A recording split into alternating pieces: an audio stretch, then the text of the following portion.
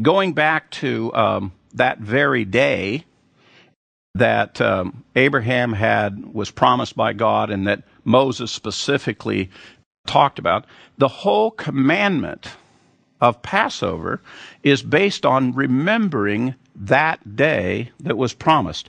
Let me take you to Exodus chapter 13, where Moses gives the instruction of the Passover, and note these words.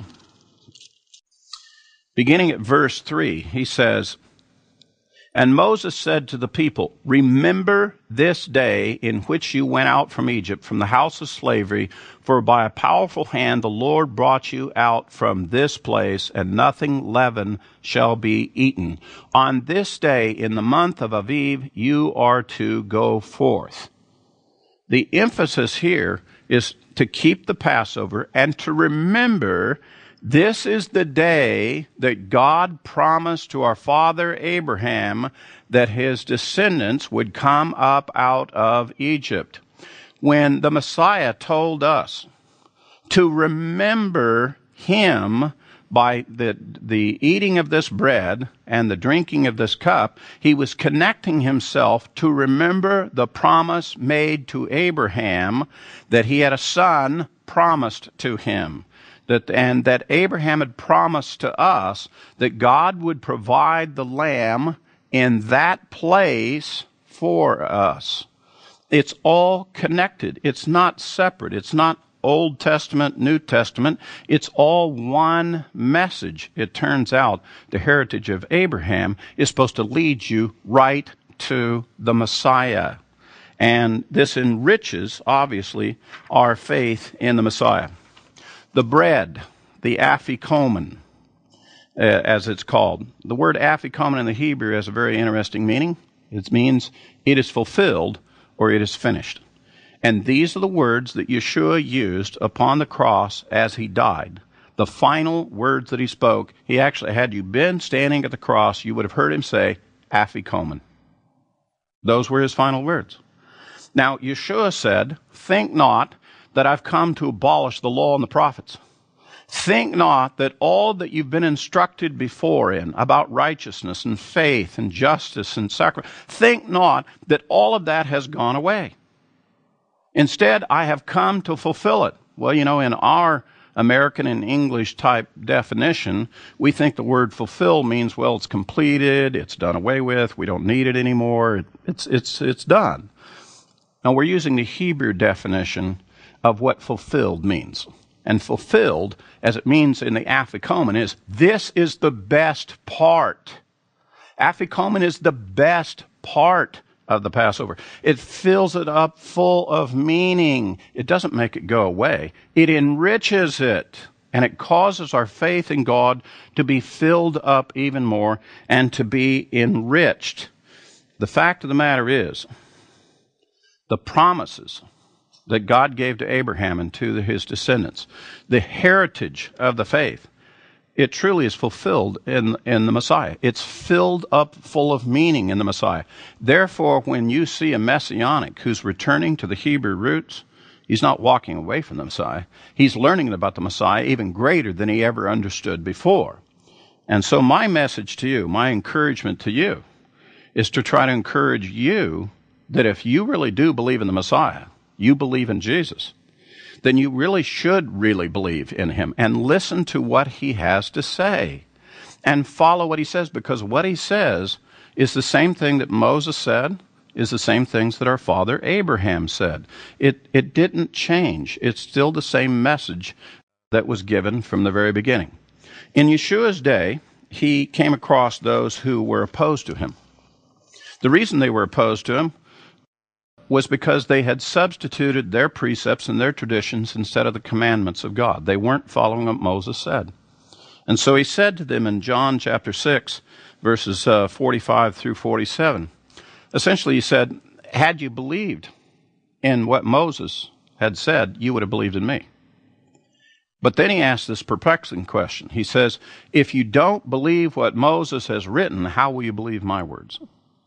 And in his day, the problem was they didn't believe his words because they didn't believe what Moses had said.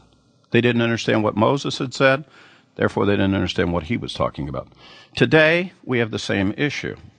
If we and our teachers go around proposing that we should not listen to the instruction of Moses any longer, then how in the world are you going to understand what the Messiah was talking about? How are you going to prove that he is the Lamb of God if you don't use the evidence that's provided by Abraham and Moses? And furthermore, now that you have this faith and this salvation, how do you intend to live? What is going to be your definition for righteousness? Your faith is going to move you to do the right thing, but how do you know what is the right thing? What other men tell you? That's called the righteousness of men. That's called self-righteousness. The Messiah took issue with that. The Messiah said that the righteousness is the righteousness of God, the instructions of God. To do those things that God has specified. Those are the right things that we should be doing. He concluded his instruction there by making reference to him and Abraham. In John chapter 8, he said, Abraham rejoiced to see his day.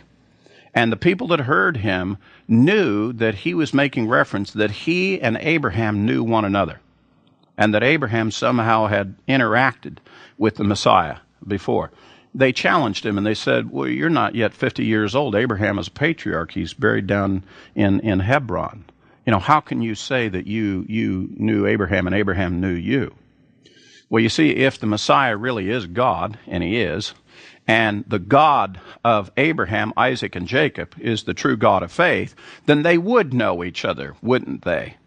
And it would have been the Messiah's instructions to Abraham, and they would have had conversations together, and they would have had this relationship that's been built. Let me just summarize it by saying this.